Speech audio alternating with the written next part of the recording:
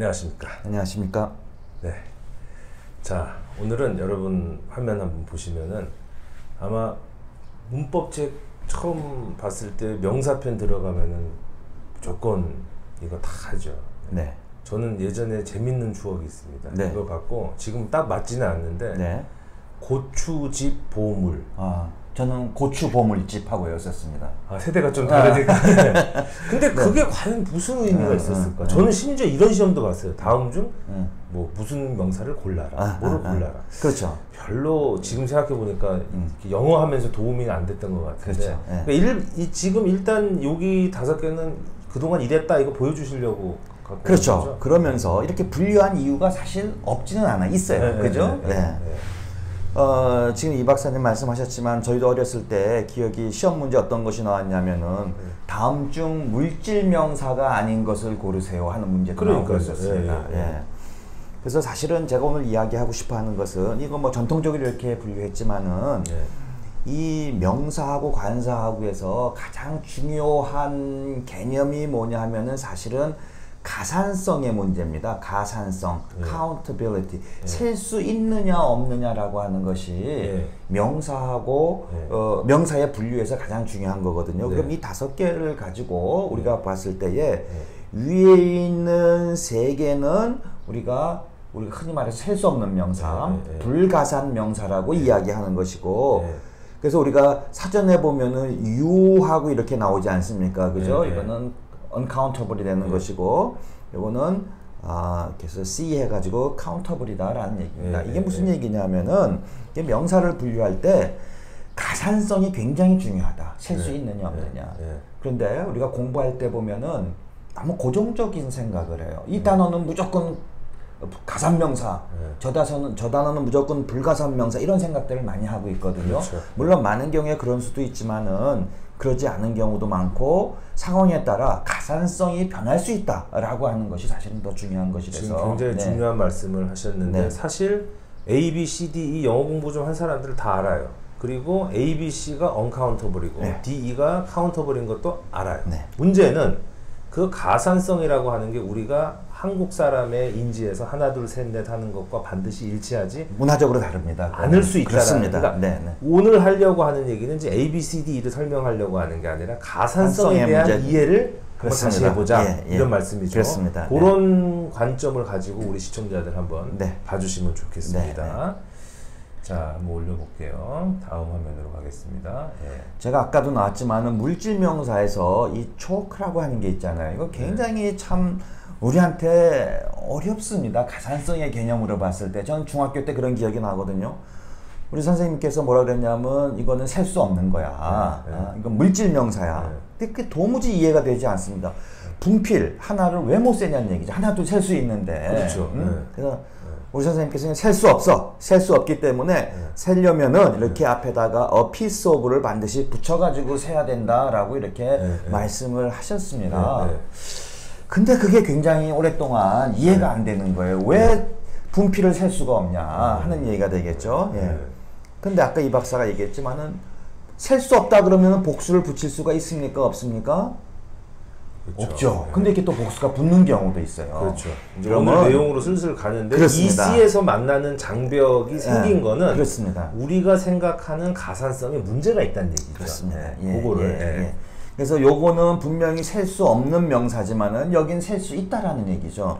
그랬을 때 우리는 셀 수 없는 그 명사 중에서 가장 우리를 어렵게 하는 것이 물질 명사라고 이야기하는 것입니다. 이 물질의 개념을 우리가 잘 생각을 하시면은 이런 문제들은 쉽게 해결할 수 있는 문제다라고 저는 생각을 합니다. 자, 다음으로 갈게요. 아이고, 여기 하나 나눠줬어야 되는데 이렇게 나눠야 되겠죠. 우리가 3번에 A번을 보면은 B번도 좀 나눠주세요.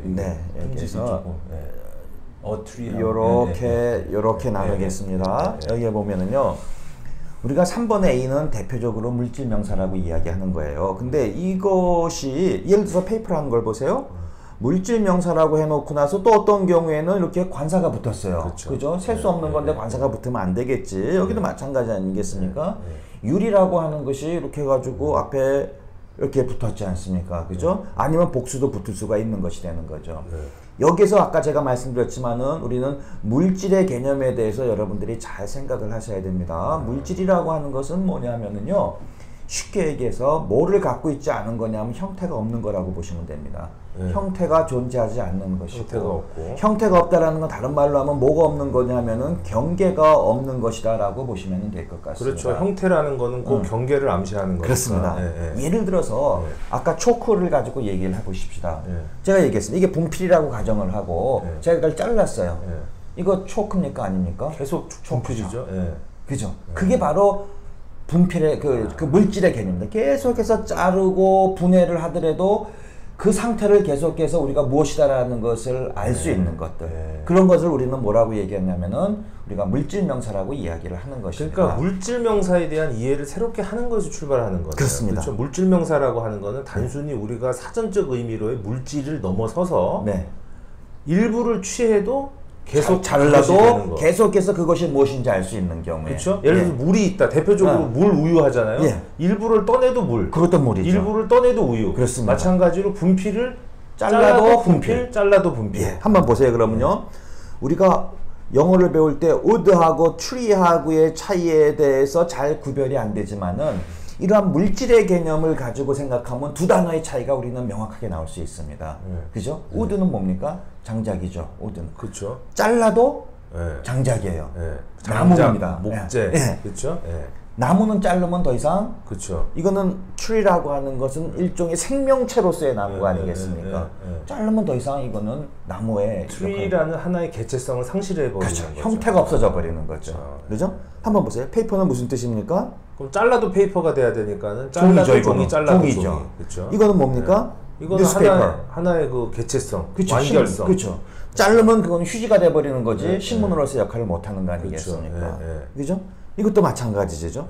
글래스는 유리 같은 거죠. 그쵸. 잘라도 분해해도 유리지만은 안경이라든지 유리잔 같은 거는 자르면 더 이상 되지 않죠. 그러니까 이거는 전부 다 어떤 특징을 가지고 있느냐? 형체를 가지고 있는 것이고 경계가 있는 겁니다. 그게 바로 우리는 물질 명사다라고 물질 명사와 일반 명사, 보통 명사를 그럼 요 지점에서 그러니까는 그 어떤 형태와 경계와 지금 3B에서 일관되게 나타나는 관사와의 어떤 관계성이 정립이 되는 거예요. 그렇습니다. 그렇죠? 그러니까 우리가 모두에 말씀드렸습니다만 어떤 명사가 딱 이것은 무조건 물질 명사다. 이거는 무조건 보통 명사다. 이렇게 이야기하면 안 되고 상황에 따라 가지고 형체를 가지고 경계가 있는 것은 보통 명사고 셀 수가 있는 것이지만은 관사가 없는 것은 셀 수가 없는 것이고 경계가 없어져 버린 것이다라고 생각을 하면 좋을 것 같습니다. 그런 말이 있는지는 모르겠는데 관사라고 하는 것을 일종의 형태 내지는 경계의 어떤 표지로 생각을 할 수 있는 거죠. 그 이야기에 대해서는 우리가 앞으로 계속해서 이어서 한번 할 겁니다.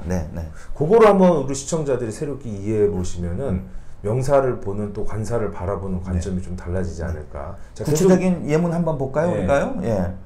한번 여기를 보면은 커피 하면 우리가 사전적 개념으로 쓸 때는 우리가 이게 셀 수 있는 걸겠습니까? 셀 수 없는 걸 것 같습니까? 이거는 문법적으로 맨날 나오죠. 셀 수 없으니까 반드시 a cup of coffee 맨날 외웠잖아요. 그렇죠. 그래서 세기 위해서는 a cup을 쓰라 그랬지 않습니까? 근데 분명히 여기서 a coffee라고도 쓰기도 하고 two coffees라고 쓸 수 있습니다. 그러면 여기에 관사가 없는 것은 이게 바로 뭐가 되냐면 물질 명사가 되는 거고 이건 뭐가 됩니까? 형체를 갖춘 게 되는 거죠.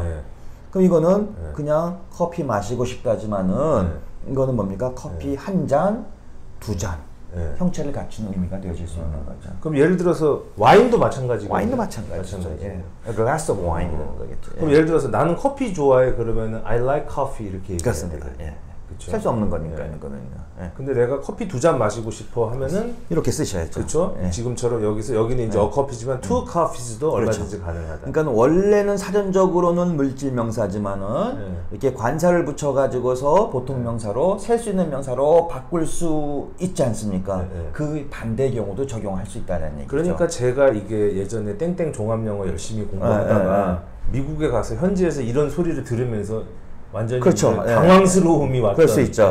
옛날에 학부생 시절에 그런 경험이 있거든요.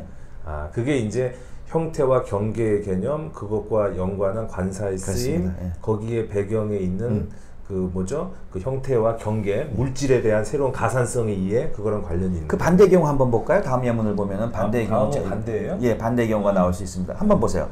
사전적으로 우리 봤을 때 애플 했을 때 이거는 대표적으로 뭐가 되겠습니까? 이거는 뭐 셀 수 있는 거 아니에요? 사전에 무조건 C라고 그렇죠, 적혀 있죠. 그렇죠. 네. 그런데 보다시피 이렇게 add more apple to the salad 해가지고 안 붙었어요. 이거는요. more egg. 그러면 두 개 차이가 뭘까 하는 걸 한번 보세요. 한번 B번은 어떤 의미가 될까요? B번은 형태와 경계를 생각해서 그렇습니다. 진짜 사과, 그러니까 그런 말이 맞는지 모르겠어요. 사과 두 알. 두 개를 먹은 거죠. 두 개를 먹은 거죠. 그 다음에 계란 두 알. 두 알을 먹은 그쵸. 거죠. 그러면 A번은 뭐라고 번역하면 될 것 같습니까? 샐러드에 그 알을 덩어리째 넣을 수 없잖아요. 그렇죠. 그렇죠. 이거는 뭐가 됩니까? 그러니까 그냥 그 물질로서. 그러니까 예를 들어서 사과를 갈은 즙이라든지, 그죠? 아니면 달걀을 으깨 놓은 거라든지 그러한 것들을 샐러드에 넣었다라는 얘기죠. 만약에 여기에다가 add two apples to the salad 하면은 여러분 상상이 될 거예요. 샐러드에다가 사과 두 개 얹어 놓으라는 얘기죠. 그죠? 그렇지만 관사가 없을 때는 형체가 없는 형태의 사과, 즙이라든지 으깨 놓은 거라든지 하는 것을 집어넣으라는 얘기가 되는 것 같습니다. 근데 저는 이런 거 할 때 항상 궁금한 게 있어요. 원어민들이 일정 수준의 교육을 받으면, 아니면 안 받았다 치더라도 이 두 개를 마음대로 왔다 갔다 한단 말이에요. 그렇겠죠.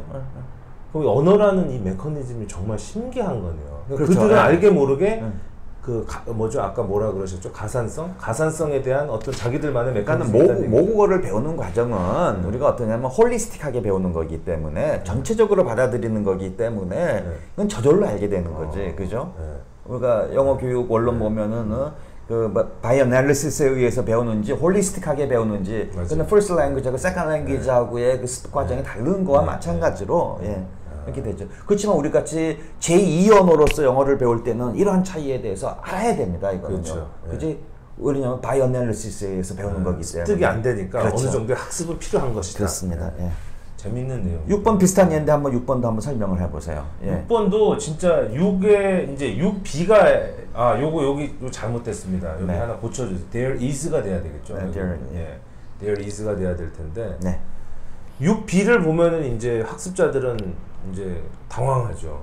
어떻게 가능하냐. 근데 오늘의 형태와 경계, 물질의 개념으로 본다면 A는 그냥 길거리에 고양이가 여러 마리 있는 그렇습니다. 건데 B는 일부를 취해도 고양이, 일부를 취해도 고양이. 괄호 속에 보는 것처럼 사고가 났네요. 그렇죠. 사체의 의미입니다. 고양이 살점이 흩어져 있는 사체의 의미가 되겠죠. 이런 경우도 생길 수가 있다. 그렇습니다. 이런 경우에는 중요한 건 뭐냐? 여기에는 우리가 물질 명사가 되어진다. 물질 명사가. 그러니까 보통 명사와 물질 명사가 왔다 갔다 하는 거는 그렇습니다. 어떤 문법적이나 사전에 고정된 내용이 아니고 맥락에 따라서 원어민의 그들의 그 언어 메커니즘이 경우에 따라서 결정하는 것이고.